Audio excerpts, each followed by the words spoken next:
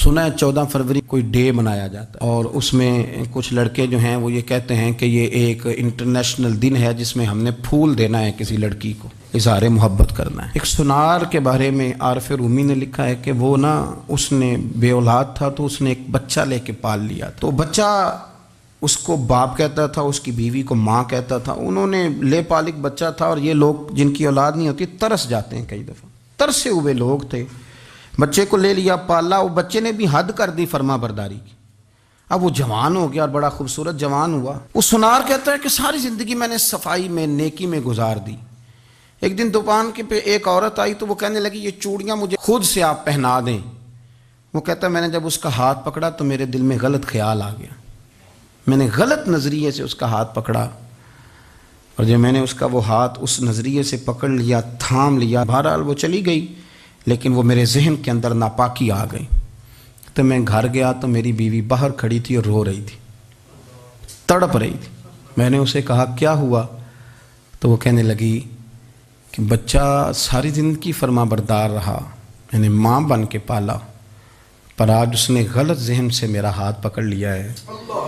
اور میں تڑپ گئی ہوں، ٹوٹ گئی ہوں کہ یہ اگرچہ لے پالک تھا، کسی کا تھا، پر میں نے تو پتر سمجھ کے پالا تھا، یہ کیا ہوا؟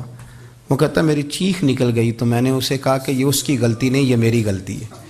میں نے باہر آج نظر گندی کی ہے تو رب نے مجھے سزا دی، یہ مجھے سزا ملی ہے۔ تو کسی کی بہن کو پھول بھیجنا چاہتا ہے تو اگر اسی رات تیری بہن کو پھول آ گیا تو کسی کی بیٹی پر گندی نظر ڈالتا ہے تو اگر یہ تیرے گھر میں یہ قرض چکانا پڑا۔ وہ ایک دوست ہے تو وہ پسند کی شادی کر رہا تھا اس کے گھر میں، تو اس کی بہن نے کہا ہے اس کی بہن نے کہا، اس نے کہا بھائی تو مرضی کی شادی کر رہا ہے، میرا ابا اپنی پگڑی تیرے پیروں میں رکھتا ہے، ماں دوپٹہ رکھتی ہے کہ بیٹے ہم تباہ ہو جائیں گے، نہ کر، اور آج اگر تیرا یہ حال ہے تو پھر مجھے بھی اجازت دے، میں بھی مرضی کی شادی کروں۔ تو وہ کانپ گیا بری طرح سے، وہ کہتا ہے یہ تو کیا کہہ رہی ہے؟ اس نے کہا تو تیرے لیے اگر یہ جائز ہے تو میرے لیے کیسے منع ہو گیا؟ تو یہ کوئی مہذب قومیں نہیں جو ایسے کرتی ہیں، یہ کوئی تعلیم یافتہ ہونے کی یا گورا چٹا ہونے کی علامت ہے؟ کیا آپ کسی کو پھول بھیجیں گے؟ شرم نہیں آتی؟ مہذب قوم اور شریف لوگ کون ہوتے ہیں؟ میرے نبی کریم علیہ السلام نے فرمایا الحیاء من الایمان، حیا تو ایمان کا حصہ ہے، اگر تیری نظر زیادہ جھکی ہوئی ہے تو زیادہ حیا والا ہے، اس لیے یہ کوئی گند مند کسی جگہ بھی کسی شخص کو کرنے کی اجازت نہیں، ورنہ یاد رکھیں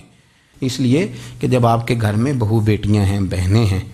پھر بھی آپ یہ ذوق بنائیں تو پھر پتہ نہیں کیا سوچتی ہے دنیا، کہاں رکیں گے۔ اس لیے یہ ساری رسومات ان لوگوں کی ہیں جو بے حیائی کو پروموٹ کرتے ہیں، اور پھر طرح طرح کے وائرس ان کی زندگیوں میں آتے ہیں،